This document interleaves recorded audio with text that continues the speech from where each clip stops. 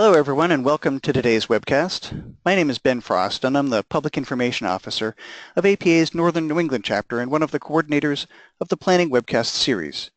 This series is brought to you by a consortium of over 40 of APA's chapters and divisions. The consortium itself is not affiliated with APA, but rather is a loose-knit association whose mission is to provide high-quality, free webinars on topics important to planners that will help them also to meet their certification maintenance requirements. Today is Friday, April 14th, 2017, and we'll hear the presentation, The Comprehensive Planner, Taking a Systems Perspective. For technical help during today's webcast, type your questions in the chat box found in the webcast toolbar on the right side of your screen, or for truly technical questions with which I cannot help you, call the 1-800 number here. For content-related questions related to the presentation, type those in at any time during the presentation in the questions box, also located on the webinar toolbar on the right side of your screen. We will answer those questions as time allows at the end of the presentation during our Q&A. On your screen is a list of the sponsoring chapters and divisions. I want to thank all of the participating sponsors for making these webcasts possible. And today's webcast is brought to you by the Northern New England chapter. Here's a few of our upcoming webcasts. We do have some dates open. You see that June 16th is still open, and I believe also May 19th is also open. So if you have a good idea for a webcast, get in touch with us. You can email me at bfrost@nhhfa.org. To log your CM credits, go into your planning account at planning.org, and under the CM log, select Search for CM Activities. In the search bar, type the event number or title of today's webcast. All of this can be found at ohioplanning.org/planningwebcast. You can like us on Facebook, where you can get up-to-date information on the Planning Webcast series. We are recording today's webcast, and this recording will be available on our YouTube channel at youtube.com/planningwebcast. PDFs of the presentation are also available on the ohioplanning.org website. I want to introduce our today's speakers, and it is a real pleasure for me because our two speakers today are both dear friends of mine, and I would say between the two of them have probably taught me more about planning and being a planner than any other people. Chris Parker is the Assistant City Manager and Director of Planning and Strategic Initiatives for the City of Dover, New Hampshire. And Steve Whitman is a professional planner and principal of Resilience Planning. And I want to turn it over now to Steve and Chris. Gentlemen, take it away.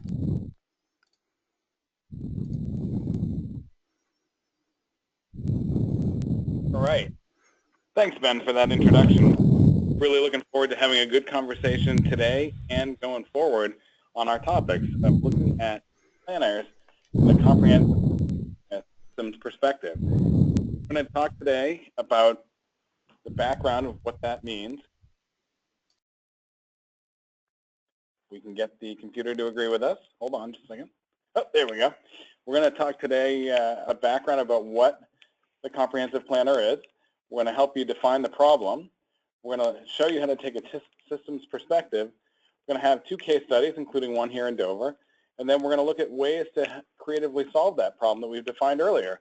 And last but not least, we're looking to have a great conversation at the end and some discussion with your questions and see where we go from there.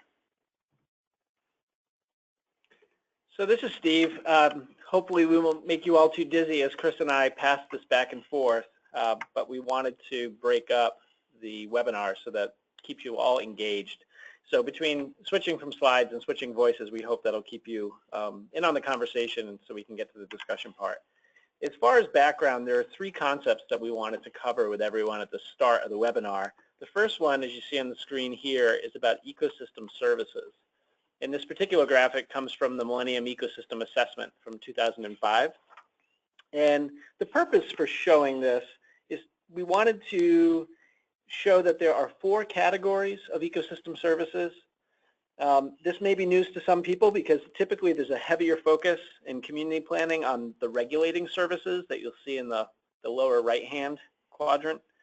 And an awful lot of emphasis on green infrastructure, which is a wonderful thing, but it's a pretty narrow target of what's possible through our ecosystem services.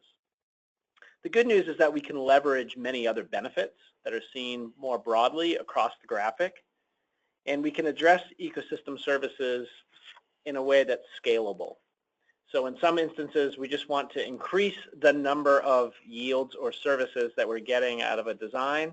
In other cases, we're going to be looking more broadly beyond sites, in looking at both the landscape scale to see issues that are community-wide or regional in nature, and then that allows us to start to think about the value of natural capital, or to plan for the future development patterns and strategic conservation efforts within the community.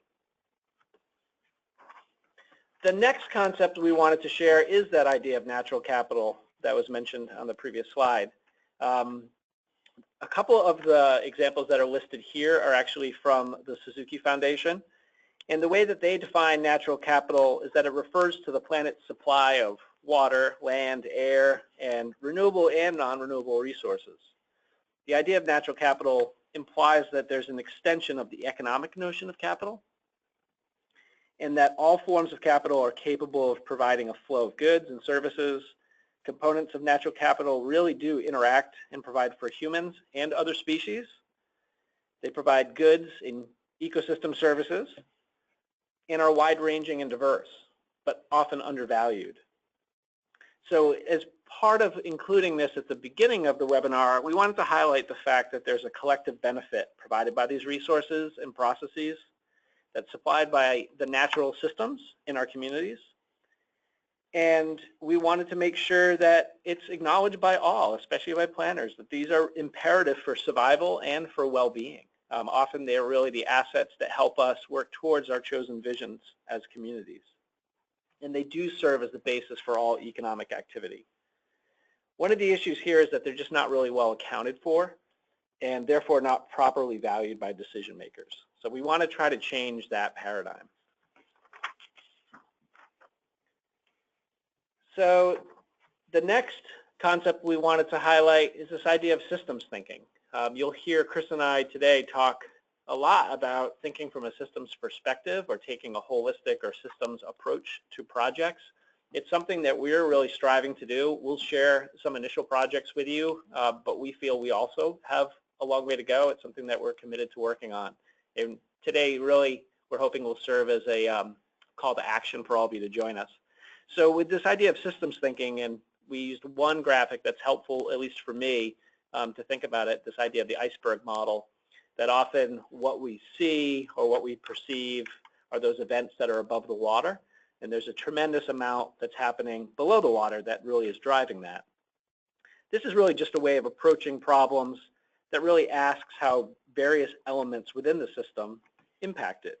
This could be for looking at ecosystems themselves, the physical manifestation of natural systems, or it could be organizations and how organizations influence each other, as we often see in our work as planners.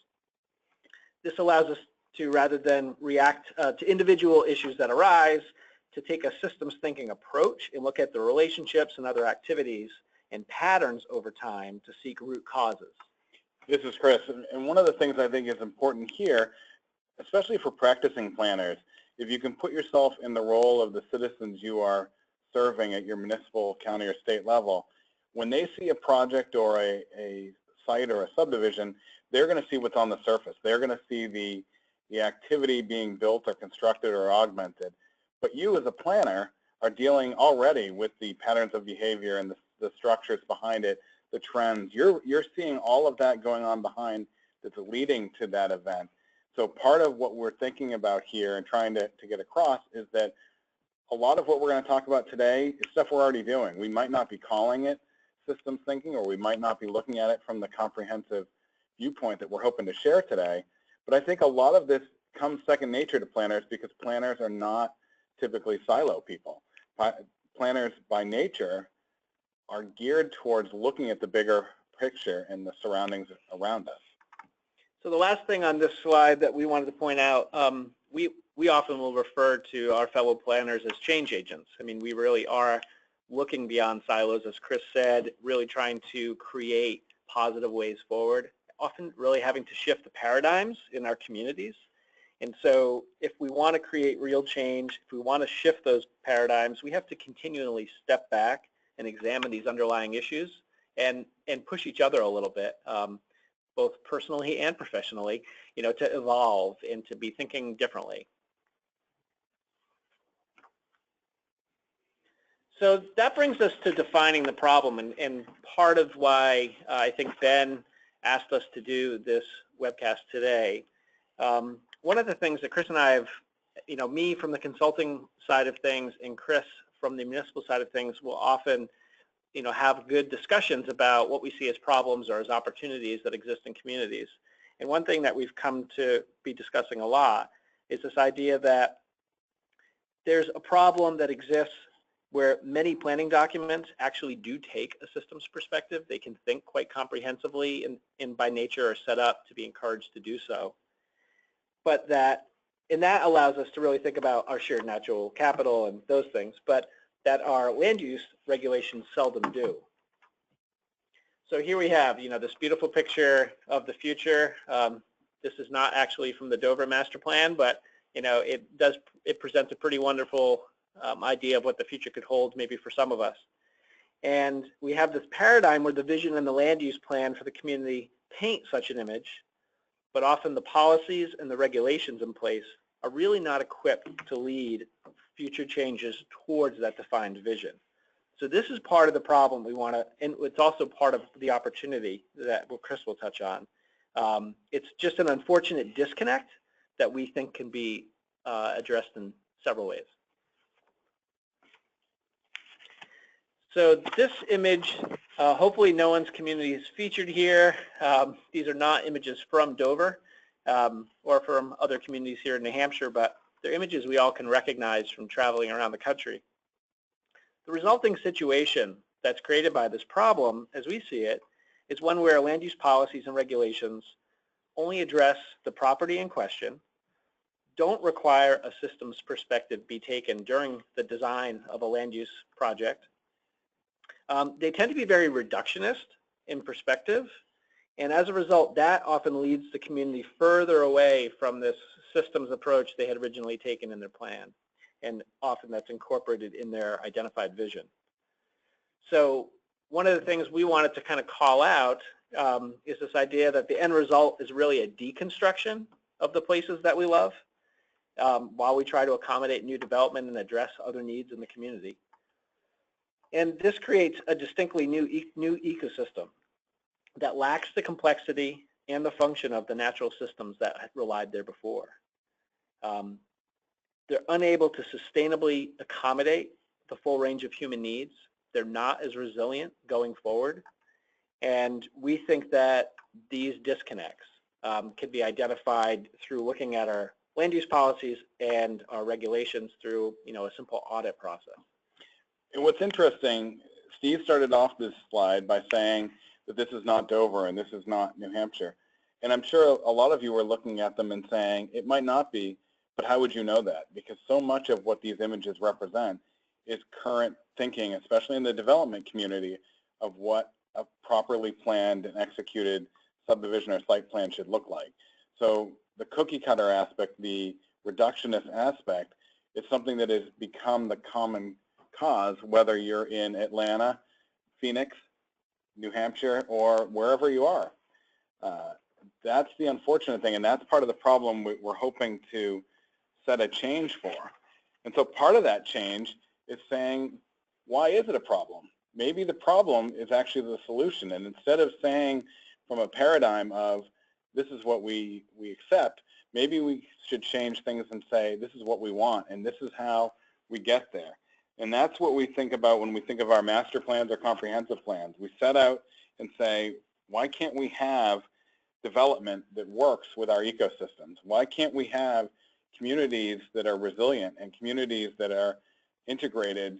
Here you can see an image where the landscaping is more than just aesthetics. The landscaping is integrated into the development and actually part of the overall comprehensive thought that went into this project. That unfortunately is not the way we tend to do things anymore. I'm going to talk a little bit about this later, but I enjoy the history of planning, and one of the things that I enjoy doing is pulling out site plans from here in Dover from the 70s and 80s. And one of the things that's vastly different then than it is today is that those site plans might be 2 to 3 pages. Everything is shown on one page for the existing conditions and then another sheet for the proposed plan. Today, you have a landscape sheet, you have a drainage sheet, you have a grading sheet, you have a utility sheet, you have a building sheet. Hopefully, we're looking at these things from one sheet, and we'll get into this a little bit further, but unfortunately, that's not always the case.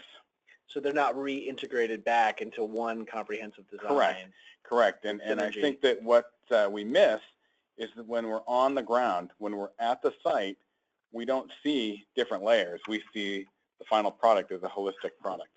One other thing I just add to what Chris said is that, you know, a commitment to a systems perspective and doing what Chris just outlined is really pretty exciting. This idea that we can identify a shortcoming in our municipal system or in the way that we pursue things as planners, but see an opportunity to actually guide future change in our community in a much more dynamic way, in a way that's more regenerative of lost ecosystem services. We can actually have a healing value or a healing role in our communities while we're developing.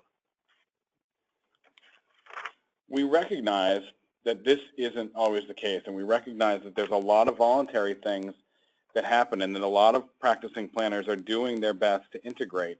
And as Steve mentioned, a lot of that integration begins at a comprehensive plan level. And we want to see how we can take that further. We want to have that go to that next step. And a lot of it happens voluntarily. And the example I'll use is if we were in a group setting all together, I would ask for people to raise their hand if they have some sort of open space subdivision or conservation subdivision where you have residential community where the homes are clustered together to help lessen the impact on the environment around the homes. That sort of development, which is now fairly commonplace, began in a lot of communities as a voluntary effort. It began as something where you had to opt in. Now most communities say, no, that's not an opt-in, that is the way we do things, that's the norm. A lot of planning begins that way. The good ideas, the early adopters, they take the chance, they volunteer, maybe they have to incentivize it, and then over time as things become more accepted, more adopted, they become more the norm and they become regulated. Another example would be composting or recycling. A lot of communities had a voluntary recycling program to begin with, and then they get to a point where it's not mandatory, and it's also at a point where it's just second nature. That's what you do. One of the things that I think makes planners, specifically the change agents that Steve said earlier, is because we don't believe in silos. Unlike, say, an engineer, no slight towards engineers, but you have a structural engineer, or you have a civil engineer, or you have a transportation engineer, or a traffic engineer. Planners typically are able to see that full picture, and they're able to see that silos are just that, silos, and they don't need to be that way, that we can be integrated, and that how we affect land use is driven in some ways by how we drive our transportation networks. That integration is the same sort of thing we're going to talk further about when we look beyond just those two natural ones, transportation and land use. So how do we accomplish this? Well, we do it by participating in trainings and educational pursuits. One of the things that I found very important as a planner is to reach across that aisle and that divide and learn what public works folks are doing. There's a lot of good that can be learned by breaking down the jargon walls of what some, particularly stormwater, but also utilities-based language is, and learning from an engineer how things are integrated on their end, and then being able to speak backwards to the engineering folks. Same with economic development. A lot of economic development is geared towards pave it, build it, move on. Well, we can talk about that, but we can also share with our economic development co-workers things like quality of life. and the value that there is in having parks and playgrounds and clean air and clean water, and how we might want to create eco parks as opposed to the 1970s pipe dream of a industrial park. And so some of this knowledge is gained through conferences and through webinars and through reading, but a lot of it's going to be gained by picking up the phone, calling that colleague down the hall, and having those conversations. I'd also stress that one big way to learn this is to meet people like Steve and practitioners in the private practice who see a lot more than your one community and who integrate with other folks around the region and around the state, wherever you're located, and get a feel for how other communities are doing it from the consulting side of life.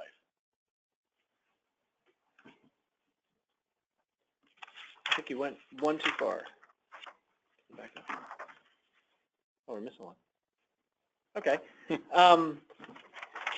I think that this slide is great because what it shows you is one of the things we're starting to do here in Dover, which is recognize that the built environment is impacted by social infrastructure and natural infrastructure, and the natural infrastructure and social infrastructure are also influenced by the built environment, and that we really need to take that universal approach.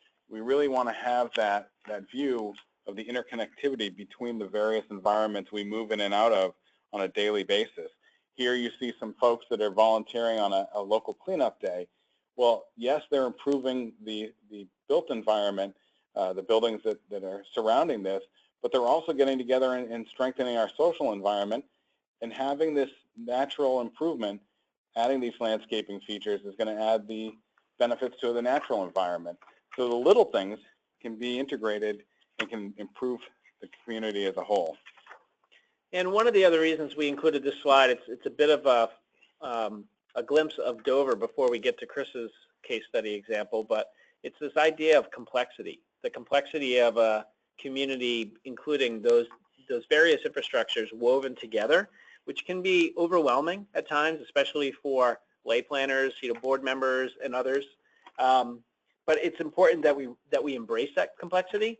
And for this slide here, which has a series of ethics and design principles across different topics, from a design practice called permaculture, which is really ecologically design oriented, and something I've invested a lot of time in becoming trained and proficient in, and I know Ben, our moderator, has as well. But this idea that we look at complexity, but we look at it not from a fear-based paradigm. Often, and I work with communities, and there's a lot of fear about the lowest common denominator, I think you called it today, Chris.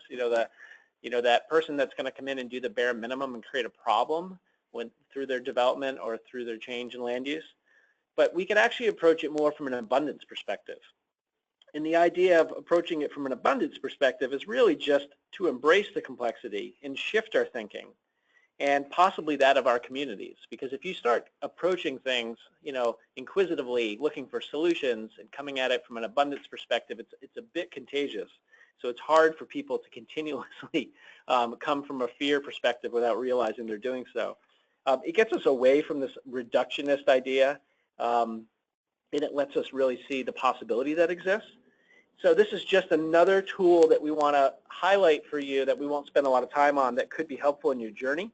And it could fit those of you that are really interested in taking a systems perspective and looking for redundancy in a system, which is a strength, in making your communities more resilient over time. Permaculture, like economic development or understanding transportation planning and transportation engineering, is an opportunity to step out of our comfort zone, learn about a worldview that's different, pick up some skills, also find the limitations of things, know what you can and can't accomplish with certain practices, and take some time to really observe and understand the issues at hand before jumping maybe to a solution. I think it's important too to think about the positive and the negative side of how we regulate. On the positive, we do our comprehensive plans and our master plans based on what we think are the great features of our communities, what we want to reinforce, that abundance. How do we all want to live? How do we all want to enjoy our community? Then we write our regulations to make sure that the few rotten apples don't get away with what they've done. And unfortunately, what that means is the few rotten apples ruin it for the rest of us, because we sap that creativity and that innovation as Steve said, to protect ourselves. So here we are. We're going to move to our first of two case study examples. I'll give Chris a chance to catch his breath. He's going to share the bulk of this. We're sitting here together in Dover today talking to you because we thought it would be more fun and we don't have to worry about one phone line. So tell us a little bit about what's been going on in Dover as it relates to the comprehensive planner, Chris. Sure. So Dover is the oldest continuous settlement in New Hampshire. It was founded in 1623. So it's actually the 7th oldest community in the United States. So as we're approaching 400 years old, we're thinking about our community very differently than we did when human paths became cow paths and now our roadways. Here is a shot of downtown Dover. Central Avenue is the main thoroughfare through our downtown. And this is a section of the community with buildings that were built in the mid-1800s, framing the sidewalks, framing a thoroughfare that's at one point had horse-drawn carriages and had an electric trolley running up and down, and now is a thoroughfare for vehicles. You see what used to be the not Leechmere, it was Montgomery Ward's on one side and Newbury's on the other side. And we took a time in 2007 to do what we call a visual preference survey. And we asked people what they liked about this image and other images downtown. And when we got the results, we saw that people liked the buildings at the back edge of the sidewalks, and they liked the trees, and they liked the pedestrian-friendly nature of the wide sidewalks, things that as planners we hope that people say they like. And one of the things we did in this exercise is we broke it down to make sure that they liked those things no matter where they were in the community. So we had pictures that were like this, and then we had pictures that were like this, which are also in our downtown. Unfortunately, we have the strip mall. This came about in the 1960s as a row of buildings at the back edge of the street were eliminated so that the king of automobiles could take over, make sure that it was recognized. We're also, pleasantly enough, able to have those disjointed community buildings. These are some businesses that are on Main Street, and that is the name of the street, but clearly don't activate or work with Main Street. You can also see here we have a total lack of any sort of drainage or any sort of landscaping. And because we're New England, we do have a Dunkin' Donuts downtown. We met our charter requirements for that. So here again, you're in a downtown setting. I am quite happy to see that it's not a drive-through Dunkin' Donuts, but it is a Dunkin' Donuts in our downtown. You know, from a social capital standpoint, it's a very positive thing. And just so we're all clear, this is one of probably 6 coffee shops within our community in the downtown area, all of which are both pedestrian and vehicular friendly. This one doesn't look pedestrian, but it actually is. So we had this conversation in 2007 and 2009 about, did this have to be the way it was? What would a comprehensive review look like? And we started working on a form-based code. And we said, what would we really like? And we looked at those earlier pictures of the main core of downtown with the buildings on both sides of the street to the back edge of the sidewalk, having street trees, having the pedestrian amenities, using the idea that no matter how you get to downtown, whether you take the Amtrak train, because Dover is a train community, or you take the local bus, or you've driven, you are going to become a pedestrian. So we wanted to take a look at that, and we changed our rules to require that. And this is a building that was built in 2010. As you can see, it's at the back edge of the sidewalk. It does have a small parking lot at the rear of the building, and it was done in such a way that the apartments above, there are 14. They each have 1 parking space in the building, and they're allowed to use them at night and on the weekends, while the business on the first floor, in this case a bank, gets to use them during the day. And the shared parking technique has worked. There's on-street parking available for more needs of parking for the customers of the bank and for visitors to the residents above. This is a building that was actually a rooming house, had 16 units. It was one that the fire department was constantly going to for various issues, bed bugs being the least of which. And owners came along and they said, we want to improve this. And they built this building, still 16 units, but with parking integrated into it. This is a picture when it was under construction, but today in front of it there is a park that was integrated, a small pocket park that we worked with the developer on to create some community space to have that interaction, showing that it can happen on a larger scale. This is a project that's currently under construction, 17,000 square feet of commercial on the first floor, and then 39 multifamily units above.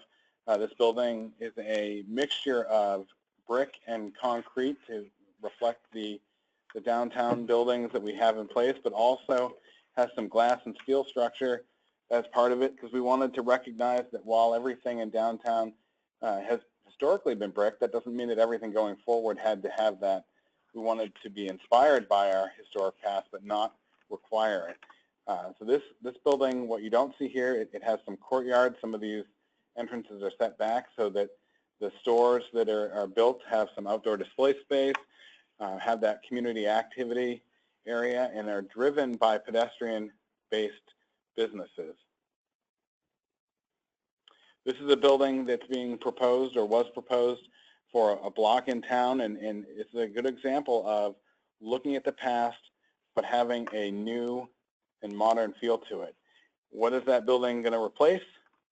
Well, here's the same sort of aspect for the building that is being demolished in its place. And this building, you can't see it here, but it's well past its prime, and it has not really been all that active over the past few years. And part of that is, as you can see, it was driven by office uses on the first floor and really didn't have a retail feel, really didn't have much of an integration with the community around it.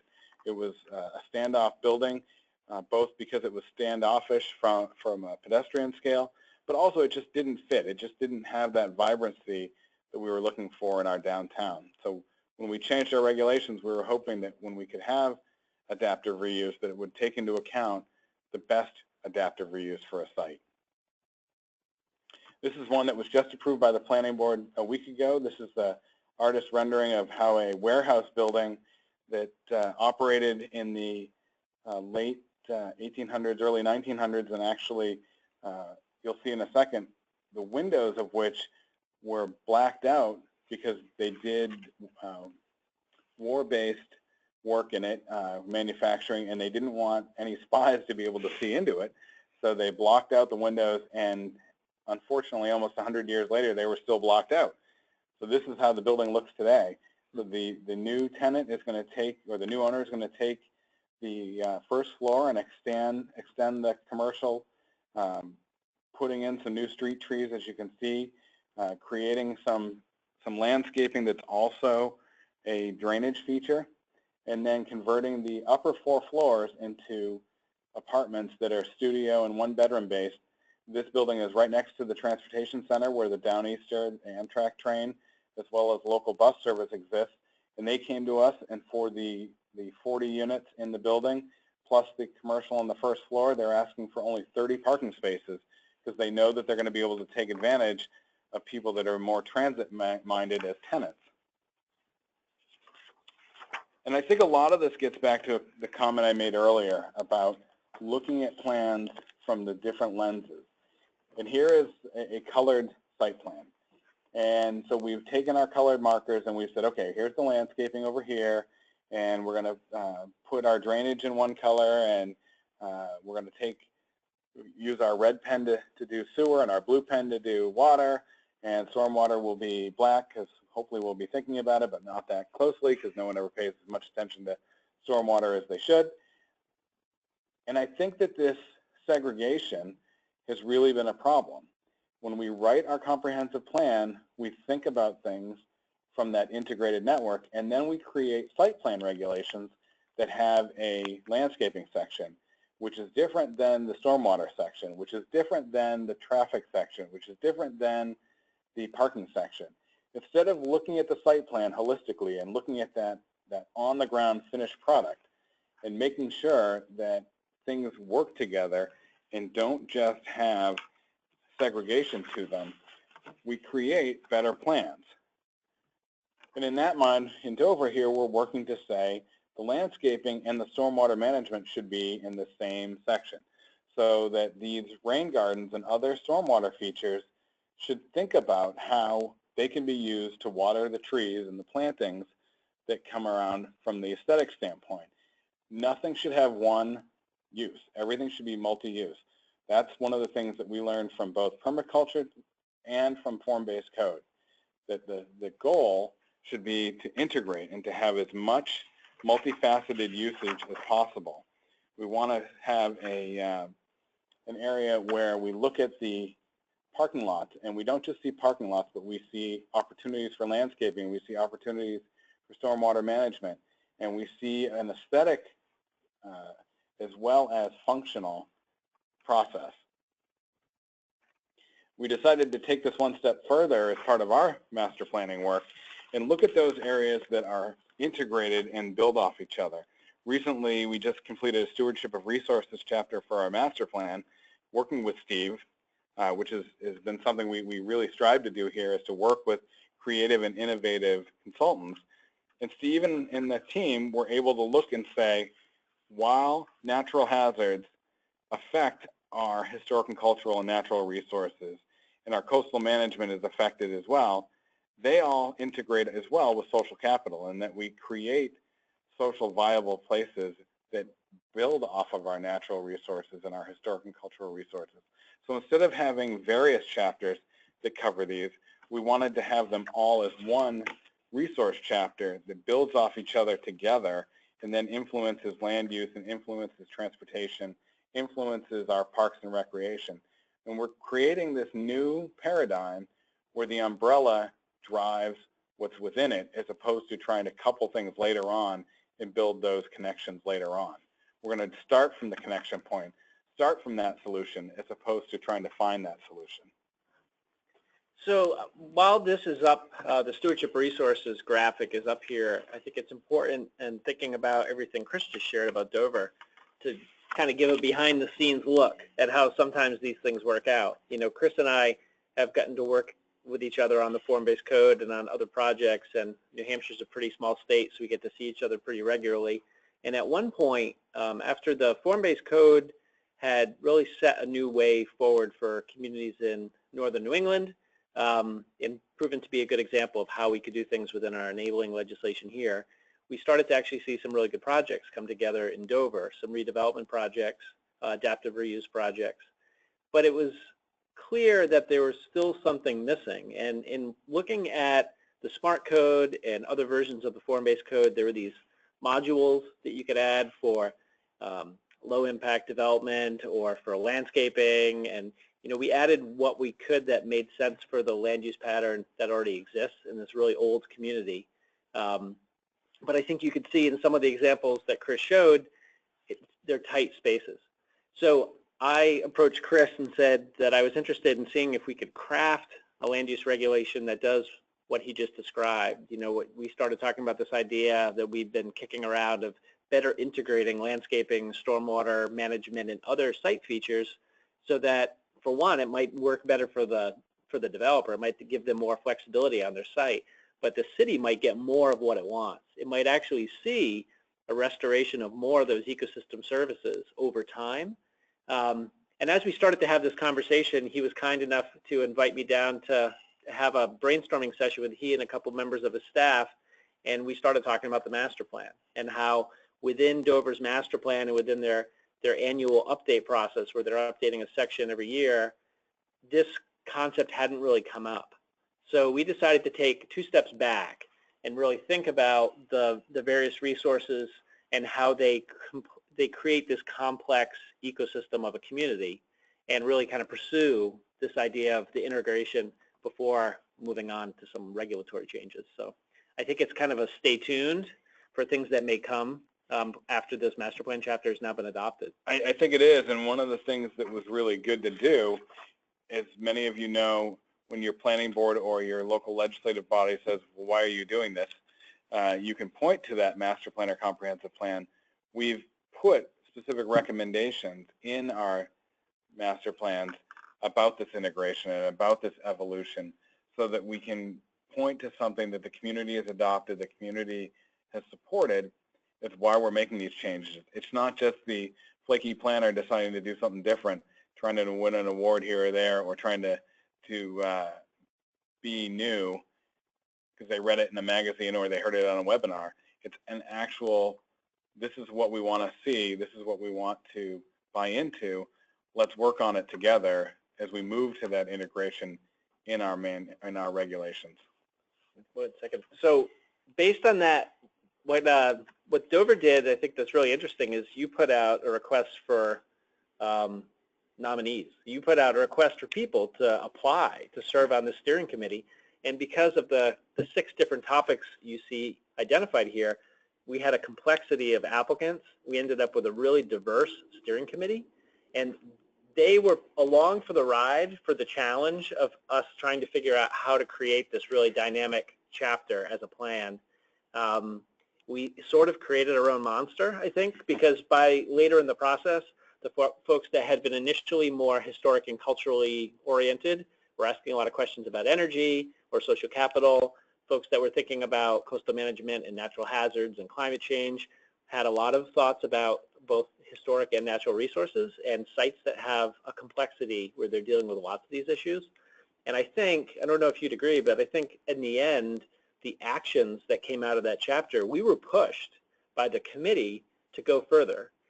Whereas often I feel like in working with the community, you're trying to educate them and kind of guide them the best you can professionally, but sometimes you're asking them to stretch, you know, their vote of confidence in you or their trust in you to know that they need to go a little further than maybe they're ready to. In this case, they were pushing us. Absolutely, and as many people will know, when you work on these chapters, especially as Steve mentioned, we do it annually. We look at creating realistic recommendations, things that we'll actually tackle. And at one point in the draft process for this, I think the committee had come up with 105 recommendations, and we whittled it down, I think, to like 52. I mean, there's still a lot of recommendations, but we looked at ways to integrate, and we came up with an interesting matrix where each recommendation indicates which of these areas, which of these 6 areas they integrate with. And part of what the planning board is now looking at is tackling those ones that hit the most resources. So we're addressing how we implement by looking at these areas. One of the things I can't stress enough too, and it was an interesting conversation with the social capital, if you get a chance, you should talk to high school students. We went as part of this exercise to a civics class at the high school, and we talked to the students and said, what do you like about the community, and what do you see as the social networks beyond your simple friends, and hopefully not just Pokemon Go. And we got some outstanding feedback from tomorrow's leaders about things they wanted us to start fixing now before they got worse down the line. And hearing that kids naturally see that natural resources are also social resources, and they see the value in protecting our historic and cultural resources, and they understand that climate change isn't imported from another country, that it is a true thing, and how we can address coastal management and natural hazards. It's really a great process to consider when you're making these sort of chapters, is that everyone has a voice, and right now we're probably not the smartest ones to be voicing our own opinions. So I think now is a good time to move on to Franklin. Cool. All right, so for our second case study example, we thought we'd share a community also here in New Hampshire, but that's approaching it from a really different perspective. So the initiative that started in Franklin started about 5 years ago. It started as a grassroots effort, so really a bottom-up effort as opposed to local decision makers kind of tracking what's going on and trying to push for a more innovative approach. In this case, there was one individual initially who got really excited about the concept of permaculture as an ecological way forward, as an ecologically oriented way of creating a rebirth or regeneration of a struggling small city, small downtown. The image you see here is actually from a week-long design charrette that we did with a whole bunch of different permaculture instructors and new designers that were wanting to work on their portfolios. And we spent some time in the city trying to figure out what was happening, really trying to spend a lot of time in the observation mode to look at how the city had evolved over time, how it has fallen on rough times, what some of the factors were. Some of it was simply businesses outgrowing the space or moving overseas and moving out of the community. So we really tried to take stock of the natural, the built, and the social systems that exist within the community. And then we were tasked with trying to provide a positive new vision for how the community could change over time. One of the things was just identifying the fact that the community was riddled with lots of old buildings and impervious surfaces, and yet surrounded by a really wonderful river, the Winnipesaukee River, that had, like a lot of communities, turned it back on, and was creating, the downtown development pattern was creating a lot of water quality problems. So we started to address the water, look at the watershed, and the fact that the downtown sits basically in the bottom of the watershed, in the bottom of the bowl. We started to address the water as a resource to bring ecosystem services back, to really passively hydrate sites, to regreen sites, and to make good use of that resource that's there. And it picked up momentum pretty quickly. After that week-long design charrette, we presented the initial findings and ideas to a bunch of city leaders and business folks and people who had thought that there was nothing that could be done in Franklin, that Franklin was done for. We had a daytime, weekday presentation, which was selected by city staff as the time we could present, and we had like 75 people that were there. People were really hungry for an excitement. There were things about the community that they really loved. You know, they understood and appreciated the architecture or the recreational resources nearby. You know, they were multi-generational residents of the community. So this initial vision was really created to inspire people and to try to get a way forward and start a conversation about what the future could be, what the community assets were, and how new solutions could be crafted. What you see here are some early renderings of some different buildings, and kind of re-envisioning some of these buildings and parks, and the idea of bringing some food security into the downtown. The logo, Perma-City Life, is actually the nonprofit organization that was generated out of this effort. The city itself wasn't quite ready to jump onto an ecological vision as a, they didn't want to jump onto the bandwagon of that quite yet. They weren't 100% comfortable that it would be received well or that it would be successful. They have now come around and been incredibly supportive of the initiatives there and really are part of the team implementing change within the community. But Perma-City Life is set up as a nonprofit. It has a nonprofit board. It has gone through the process of actually purchasing some of these buildings and being part of creating a voluntary vision forward. So a lot of these things are still from a voluntary perspective, and we're hoping there's such a volume of activity that it'll actually show how they can fit together, how we can take a systems perspective, and I'm hoping that it can inspire us in how we craft some of the regulatory solutions. And then this is actually an example of one of many businesses that have moved into the downtown. This is reversing a trend that a lot of communities in New England have experienced, where businesses have vacated the downtown for strip commercial areas, or in some cases just to move solely online, I think, at this point. But this is a business called Outdoor New England, which has moved into the mill space, the building space in the lower left-hand corner, that image. Restored an existing structure. First floor storefront brought life back to the backside of the sidewalk, as Dover has been really successful in retaining, as Chris talked about. And it's located next door to a community-initiated, volunteer-run coffee shop.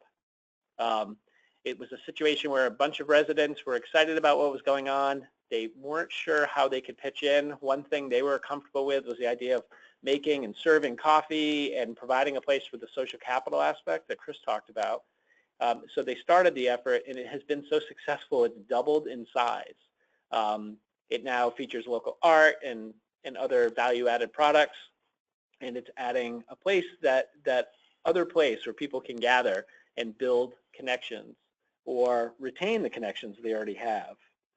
And the business featured here is just one of many things that are helping the community restore its connection to the river and actually help restore activity on the river and have the river be part of its identity again. And then lastly, you know, when we started this project 5 years ago, we were really trying to move slowly and observe and understand what had gone on in Franklin.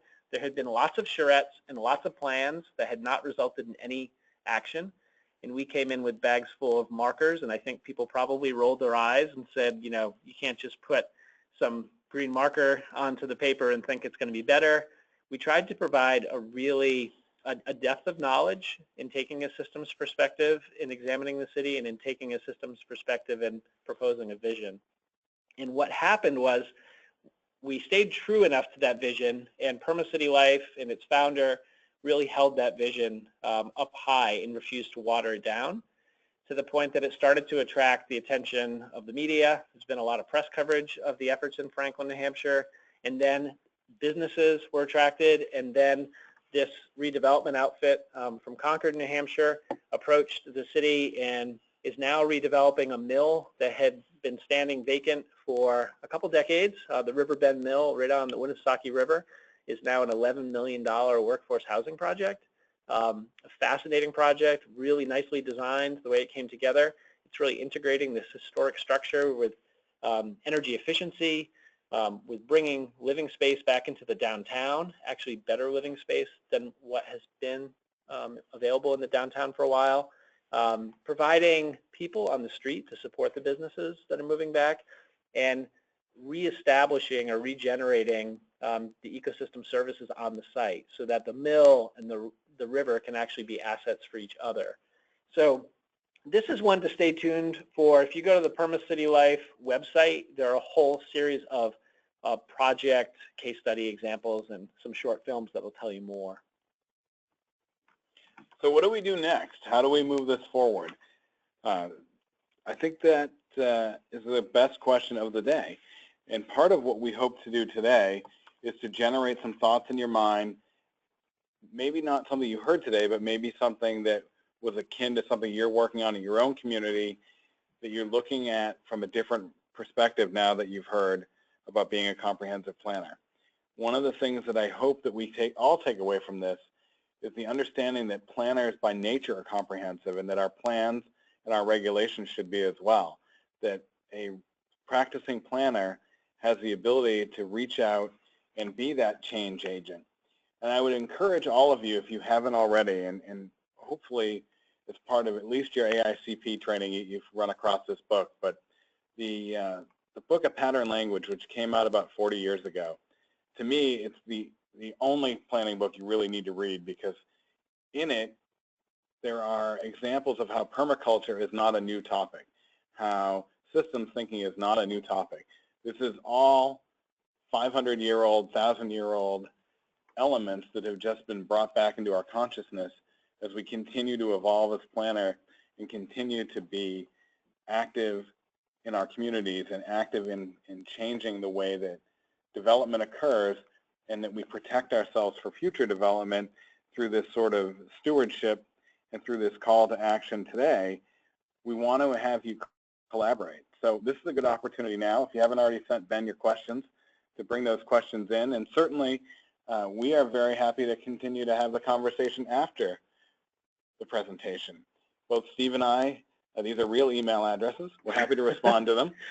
So please reach out if you have questions, if you have something that we can't hear today, but you think about at 2:31 after you've hung up. Feel free to have that collaborative exchange with us. And from that point, Ben, I think whenever you get a question, please shoot it over. Thanks a lot, Chris. And Steve, this has been a great presentation. We do have a bunch of questions, and actually I've been writing some of my own down as well. So let's get to let's get to what folks have to ask you. First off, we have a couple of questions about Franklin. Here's a question from Marcy, and she asks, how did the excited volunteer residents who started the Social Capital Coffee House become engaged and excited? I don't know all the details of those interactions, but part of it was they had what I would call a fire soul. This gentleman, Todd Workman, who's been the focus of a lot of the press for the city of Franklin, he was really the creative person who got excited about Franklin, got excited about permaculture. His father actually, I believe, went to high school, had roots in Franklin. Todd owned a property nearby and basically got stuck downtown one day, walking around, like waiting for his car to be worked on or something.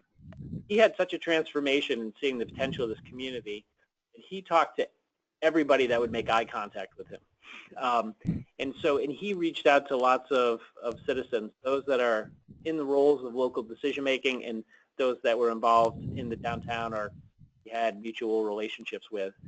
And I think it's through him just being open to all kinds of new ideas and just trying to inspire people to act that these folks came forward with their own unique way of offering this social capital opportunity, this local business opportunity from a volunteer perspective. I think there's a little expose on the Perma-City Life website that may explain a little bit more about the coffee house. Great, thanks. So actually, Chris, we have a couple people asking about a pattern language, the book you mentioned. And just to refer people to that, it is A Pattern Language. The author is Christopher Alexander. And if I'm recalling correctly, this is part of a series of 3 books, isn't it, Chris? Correct. I think it's from the University of Oregon. Mr. Alexander, I believe, taught planning there in the mid to late 70s, and he did a couple books. The second one, I think, was A Timeless Way of Building, and I think the third one was The Oregon Experiment. Mm-hmm. But truly, a pattern language, it's one of those books. I love mentoring planners, and it's one of those books that I always give people either as a thanks for putting up with me at the end of the mentorship, or good luck in your mentorship, here's something to read in advance. Because I really think that as wonderful as some of our grad schools are out there teaching planning today, it's a timeless book, and it really captures on a page-by-page basis what we can be doing from the simplicity of here's how house lots can be designed through here's how a megalopolis can be integrated into the surroundings around it.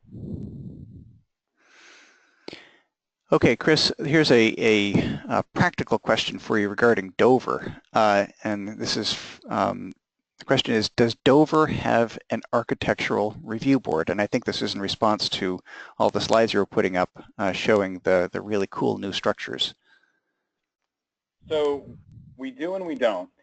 New Hampshire is a very property rights, pro-property rights state. Our planning enabling legislation allows for architectural review primarily if there's a historic district.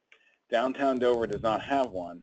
However, there is some language in the statutes that allow for architectural review as part of a comprehensive site plan review. So as part of our form-based code, which we actually don't refer to that way, we refer to as context-sensitive development.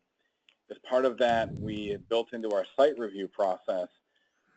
First they were guidelines, and then they became standards of architectural review.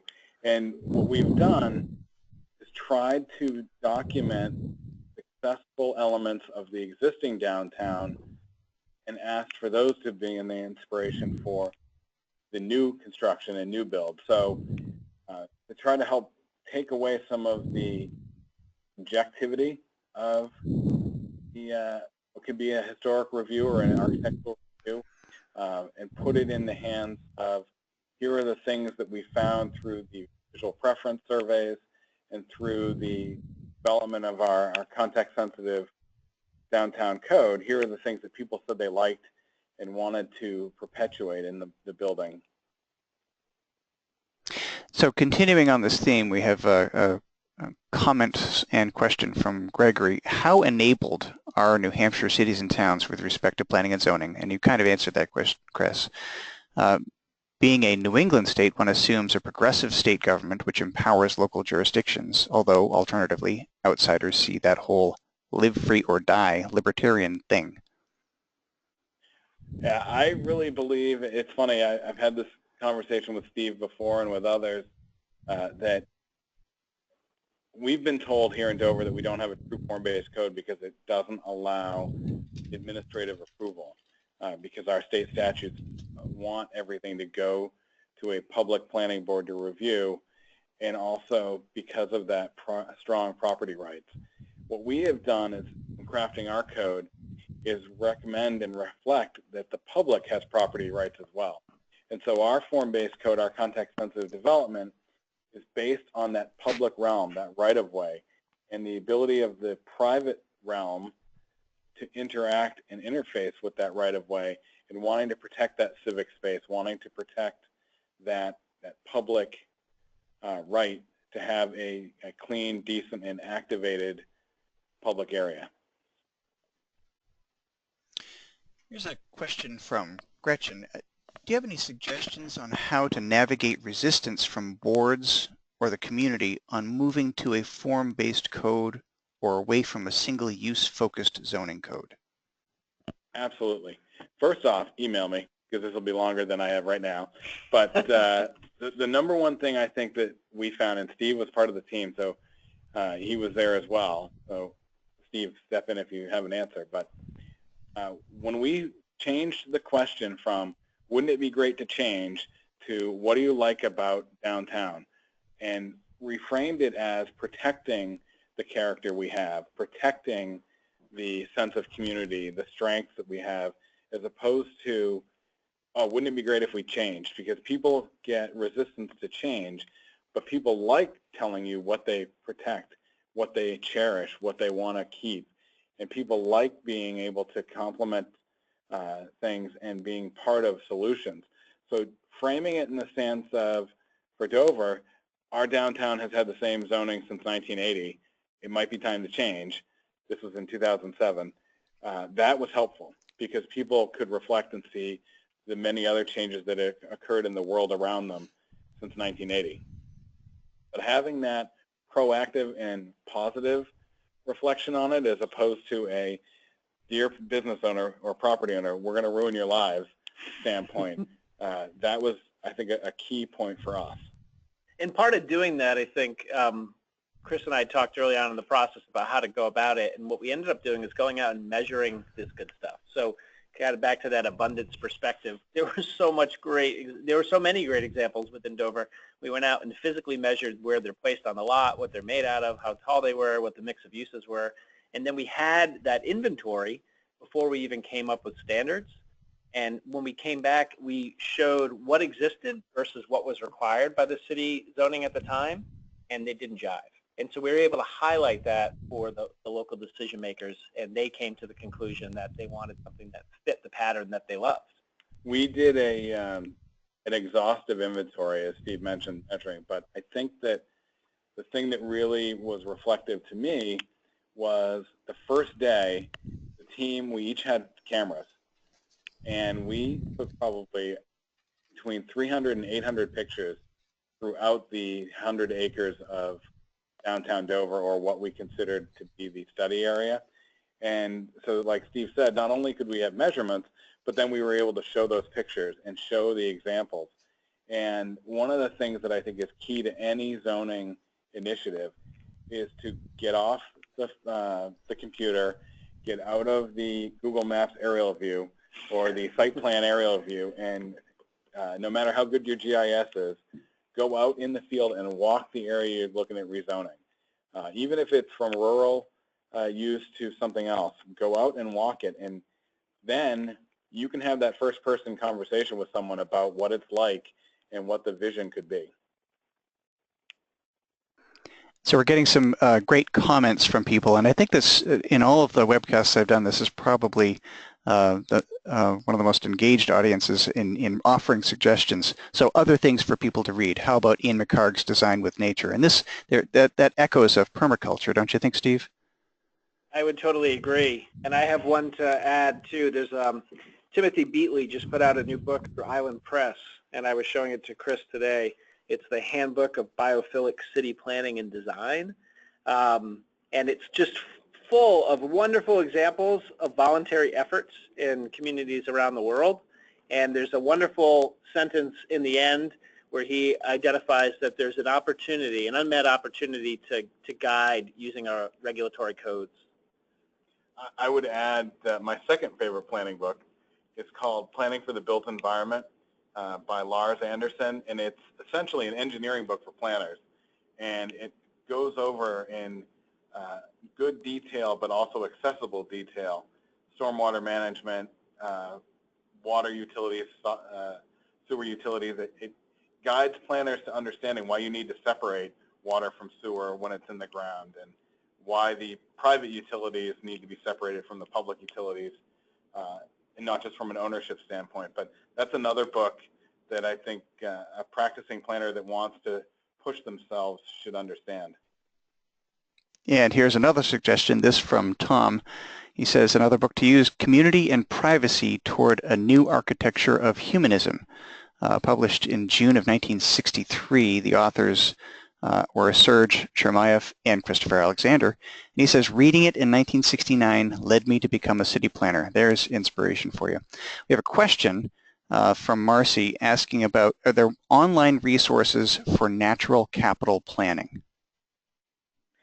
Yeah, Marcy, the best thing I've found has actually been, if you go on the Suzuki Foundation website, the foundation set in Canada, started by David Suzuki, who has a long track record as an environmentalist. And what they've done, they have a staff member who I had a conference call with who brought me up to speed on several things.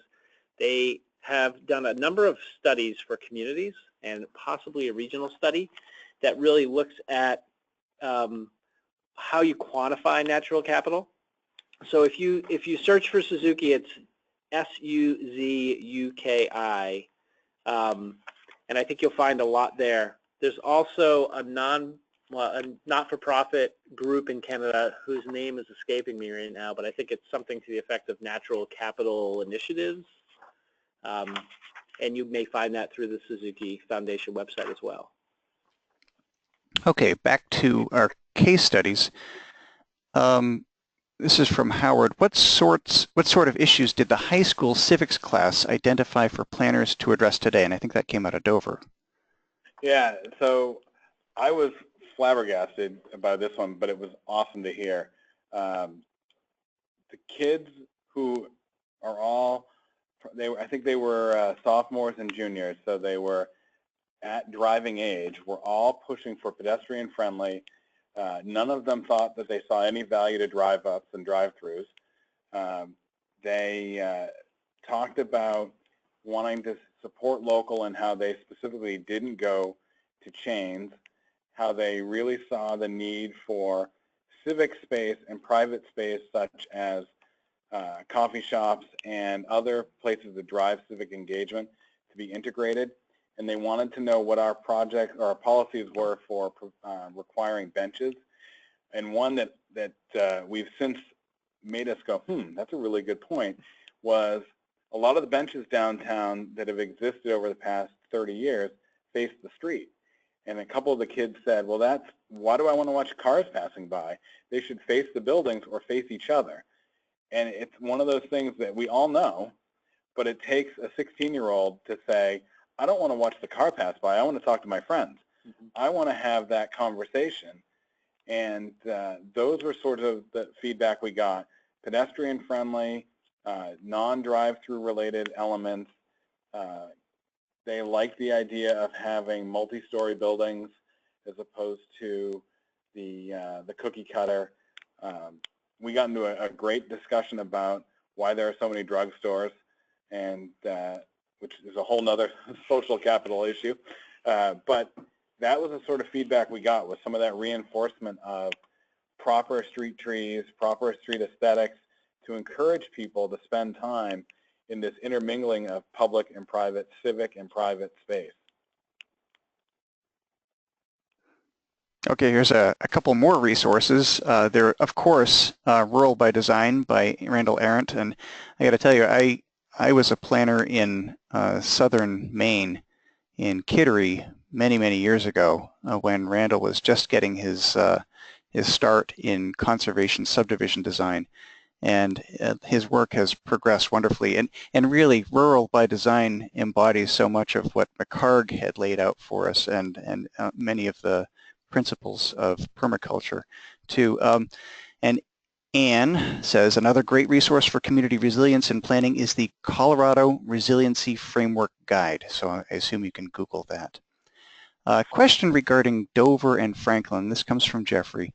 Are the streets in these two cities under the control of the state DOT, and how were outside governmental organizations integrated into the planning process? That's a great question, Jeffrey. So any state numbered route, of which Central Avenue in Dover is a state numbered route, is effectively under the state control, but we have gotten control and jurisdiction through a process by which the state says that you can have the road. They give us a block grant once a year to help pay for maintenance of the road, but it is under direct control by the local municipality. So that is how we've integrated it here in Dover. As far as other groups, we certainly reached out to the Chamber of Commerce. We have a Main Street group, so we reached out to them.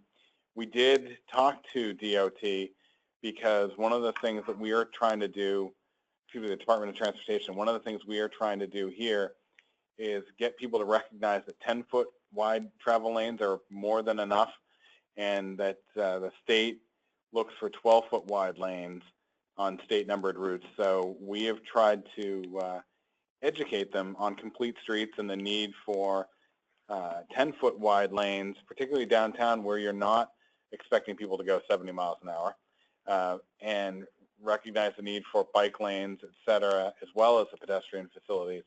So we've had those conversations because while they're under our control, they've told us that our funding might be impacted by if we don't adhere to their striping regulations and things of that nature. So we want as many partners as possible. So we reach out for those collaborative efforts when we can. And I would just add for Franklin, there's also a state route that passes through Central Street, and it is primarily the main street in the downtown. It has about 20,000 cars a day, and almost nobody stops. So they have this wonderful resource of people commuting back and forth, people living in other parts of the community that they're now starting to tap into.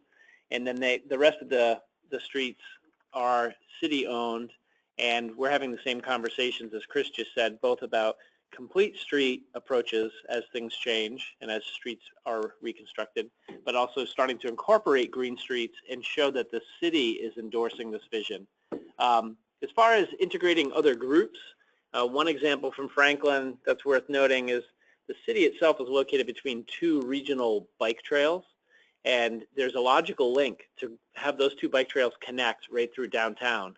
But if you look at downtown today versus downtown, what downtown will be in 5 or 10 years, you would probably avoid making that link. And that's what the two groups were working on, coming, basically bypassing the downtown with their bike path.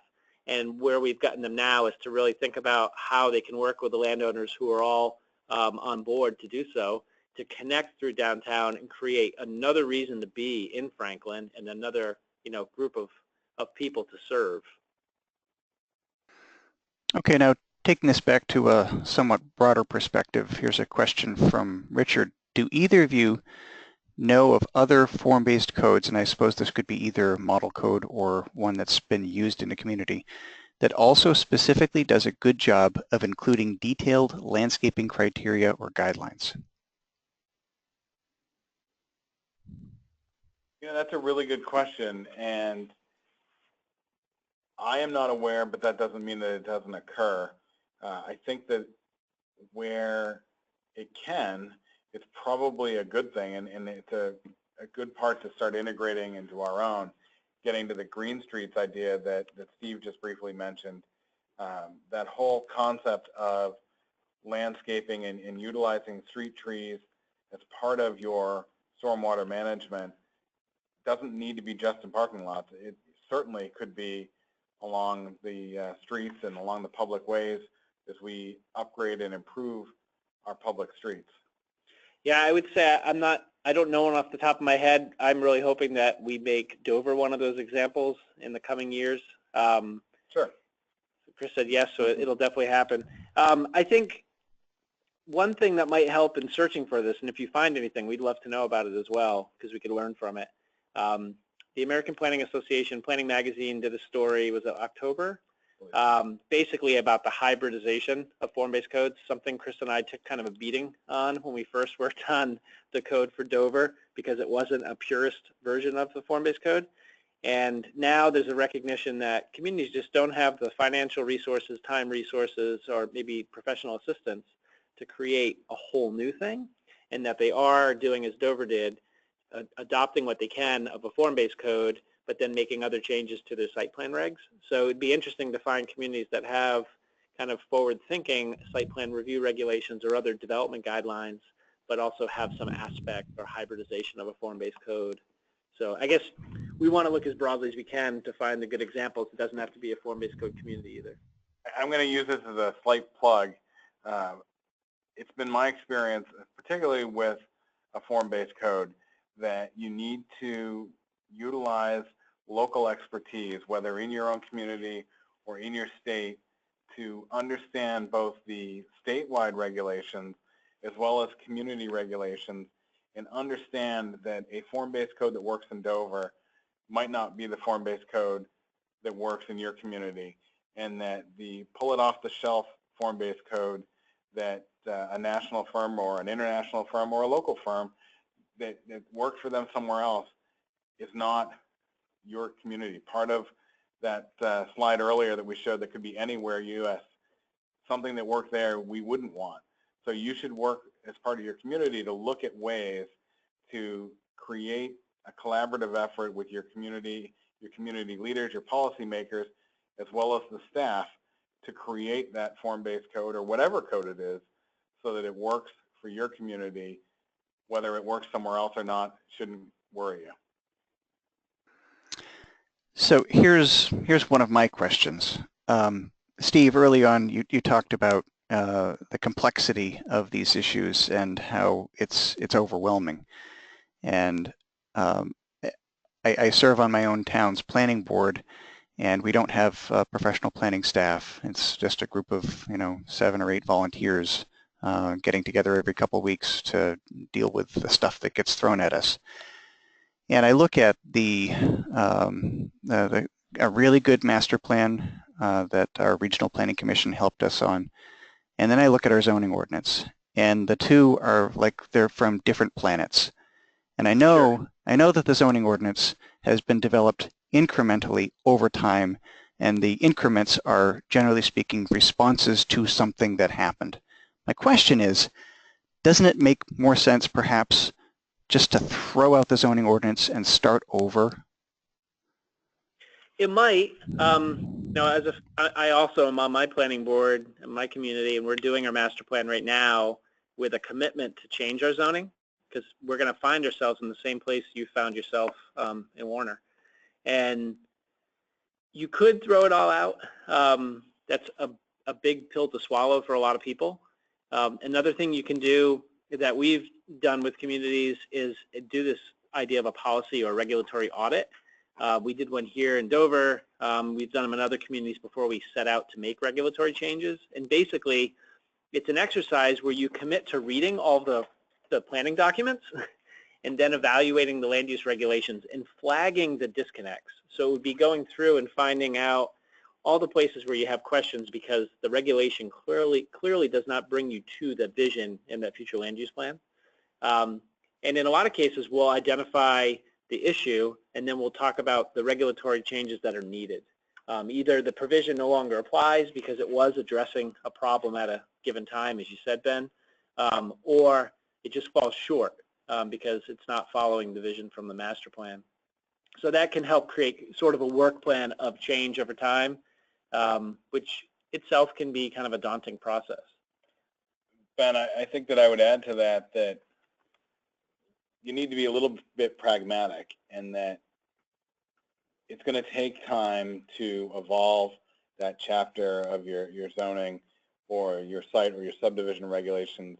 And in that time, you need to be very clear to property owners what they should be expecting, because what you don't want to have happen is a new chapter evolve and then no one knew it was coming, or no one, people get caught, as you know, between the I wanted to apply for a permit for X and now I can't, or just the unknown is going to be the fear for everyone.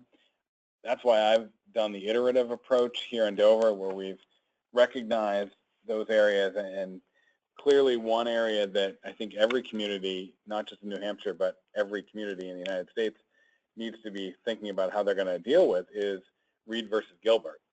And the sign changes that we all should be probably making in our sign ordinances, that's a great place to start the, hey, we need to do an overhaul. And certainly take a look at your master plan as you are doing that overhaul, but consider that as a, instead of doing the whole chapter, we're going to do a section of it and overhaul that section. And then one of the things that we did as part of the regulatory audit that Steve performed for us was looking at integrated areas. So two sections that might not seem to be integrated could have overlap, and so you combine those in that new review, and you figure out places that you can pragmatically upgrade sections, but where the linkages could be set in one, so that when you do that next chapter or that next section, you already have a baseline for what you want to see there. That makes sense? It does. It does. And I have to say, I had not really considered the implications of Reed versus Gilbert as promoting the development of form-based codes, but now that you've made that connection for me, it seems pretty obvious. Thanks. That's what I'm here for. So a question about Dover. Does the Dover form-based code have a regulating plan? It does. It has a regulating plan that we developed, and we have pragmatically upgraded a couple times. We were the first community in northern New England to adopt the form-based code in about 7 years ago now. And I think we've made 2 changes to it since, and we have expanded the regulating plan as part of it. We've been successful in that people liked it so much downtown. We're not really ready to go to the transect route of doing the whole community, but we have increased what we call downtown and integrated it into that context-sensitive development. I'm recalling, too, that we had done a short case study on some of the work in Dover a few years back. I had the good fortune of running a program that funded some of the work that you, Chris, and Steve did in Dover. And if folks want to see that case study, it's you can find it at nhcitizenplanner, one word, .org, and then look for the community planning grant case studies there. Backing up more to more of a philosophical question, this is from Howard. He asks, please give a very clear definition of social capital. We're staring at each other. There's like a stare down going on. Who's going to jump in? I'll jump in first to give Chris a chance to think of a better definition.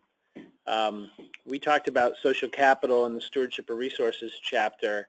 We talked about it as relationships, as the personal relationships and organizational relationships that really are what makes a community resilient. That it's, you know, it's less about the technology and the green building and the energy efficiency that makes you a resilient community. It's more about the social capital, the investment people have made in forming bonds with each other. And then once we came to terms with kind of that being our definition, and that probably wasn't as succinct as Howard was looking for, but once we came to terms that that's how we looked at social capital, then we looked at the land use implications of that. Yeah, I was actually just going to use the one word connections.